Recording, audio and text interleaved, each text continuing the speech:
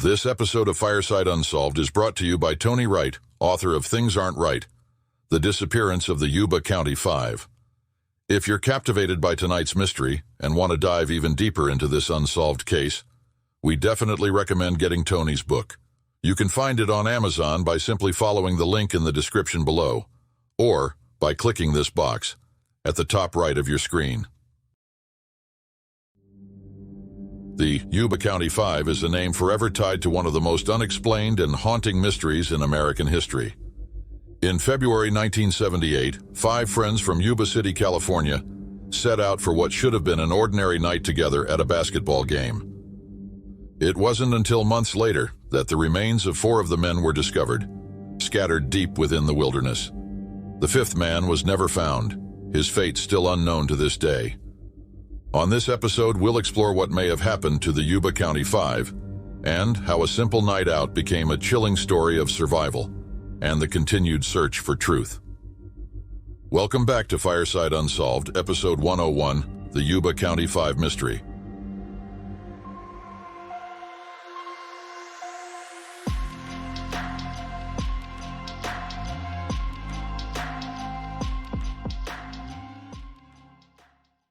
Our mystery begins on the evening of February 24th, 1978, with five close friends from Yuba City, California. The group consisted of Ted Wire, a 32-year-old that was often described as having the biggest heart of the group. The eldest of the five friends, Ted was known to have a kind and gentle nature, but was fiercely protective of his friends and deeply cared for those around him. Jack Madruga was a 30-year-old Army veteran and the natural leader of the group. Known for his strong opinions and decisive nature, he was the only one with a driver's license and car. As so, he drove everyone around behind the wheel of his cherished 1969 Mercury Montego. William Sterling, a 29-year-old man that was known for his deep religious faith and dedication to his local church. Many considered him the most emotionally mature of the group, often providing a calm and steady presence among his friends. Gary Mathias, 25, was also a U.S. Army veteran, discharged due to schizophrenia. His unpredictable and complex personality set him apart, and he often stood out for his unique perspective on things. And lastly, Jack Hewitt, at 24 years old, he was the youngest of the five and shared a close bond with Ted Wire. He was passionate about basketball, which brought him great joy and connected him with his friends. Actually, the four men, Ted, Jack Madruga, William, and Jack Hewitt, had been friends for several years, while Gary was a relatively new addition to their circle. Together, the five were affectionately known as the Boys. Ted, Jack Madruga, William, and Jack Hewitt all lived with intellectual disabilities, while Gary Mathias was diagnosed with schizophrenia. Despite their intellectual and mental health challenges, the men were independent adults. They worked, lived with their families, and were leading relatively autonomous lives, and they were united in their shared love for the game of basketball. They all played together on a team called the Gateway Gators, organized by a local program called Gateway Projects, which provided opportunities for individuals with mental handicaps to engage in sports and other activities. In fact, the team was set to compete in a Special Olympics basketball tournament near Sacramento on Saturday, February 25th, 1978. The stakes were high. The winning team would advance to the State Special Olympics in Los Angeles that summer, a trip that also included a visit to Disneyland. Some of the men were so eager for the tournament that they had already laid out their uniforms days in advance. On the night of February 24th, 1978, the boys were heading out to Chico, California to attend a college basketball game.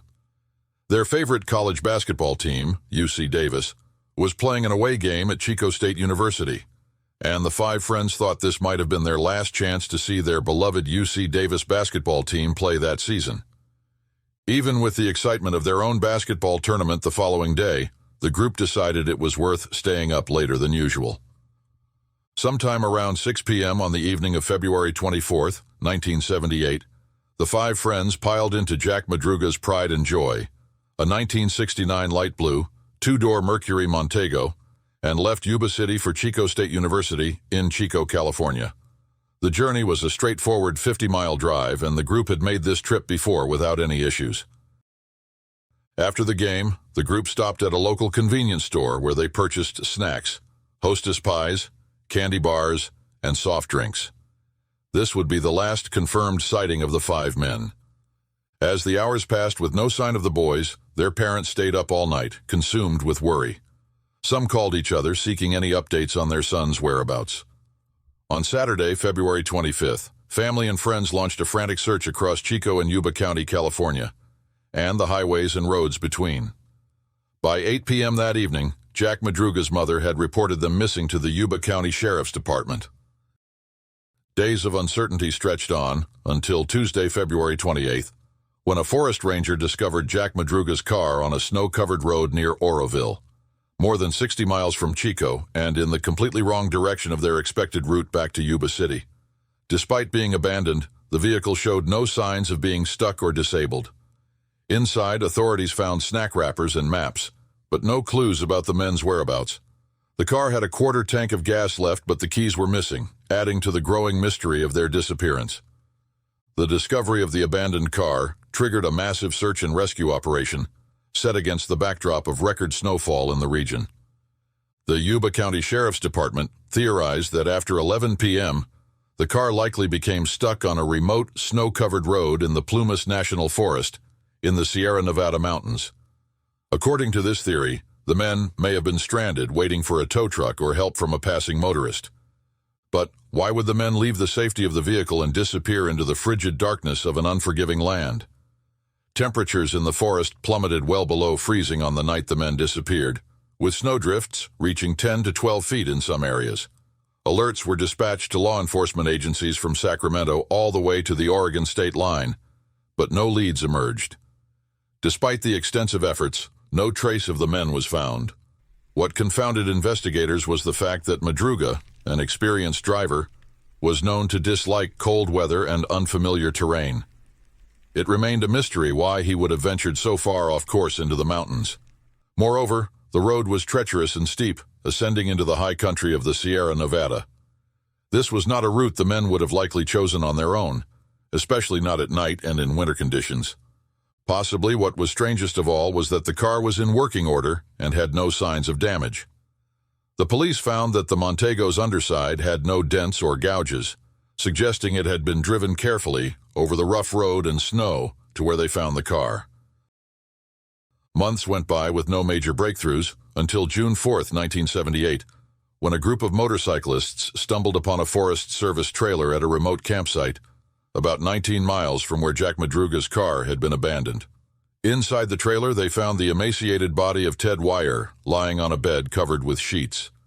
He was dressed in only a thin shirt and pants, and his feet were severely frostbitten, with gangrene having set in. The trailer was equipped with resources that could have ensured survival, including a butane tank for heating, a shed stocked with canned food, and plenty of matches and other supplies. However, it was evident that these resources had been largely ignored.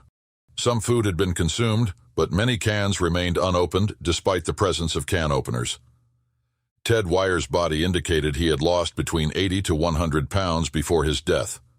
His beard suggested he had survived for around 8 to 13 weeks after the men were reported missing.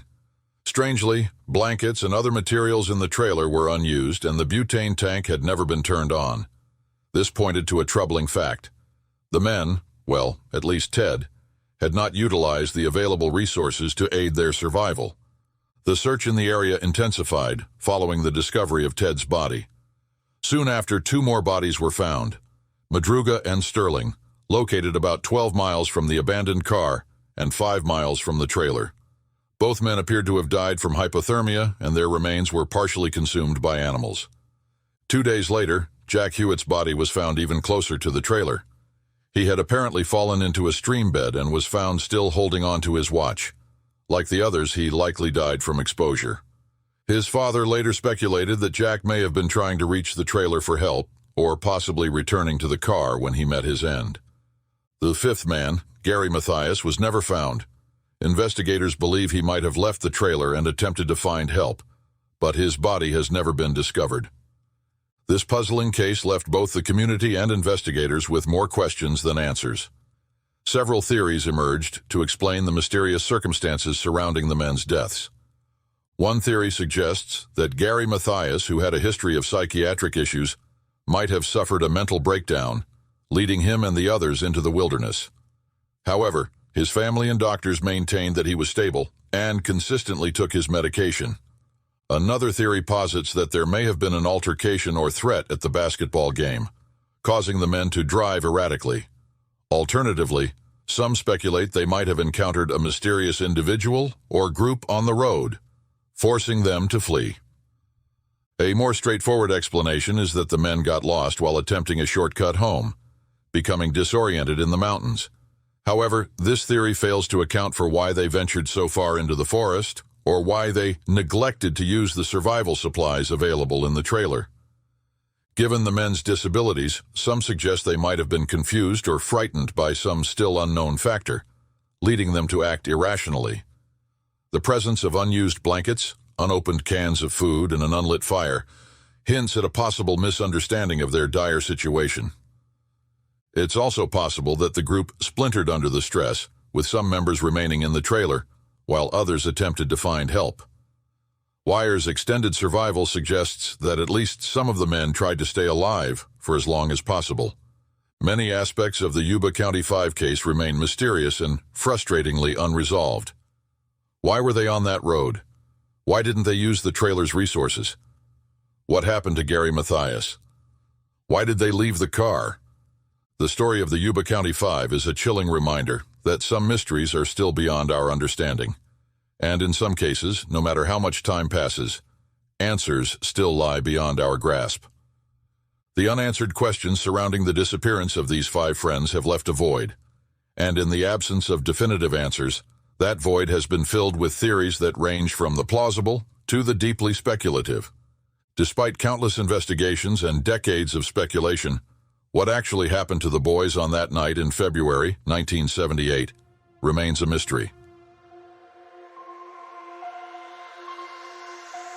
Thank you for joining us for another episode of Fireside Unsolved.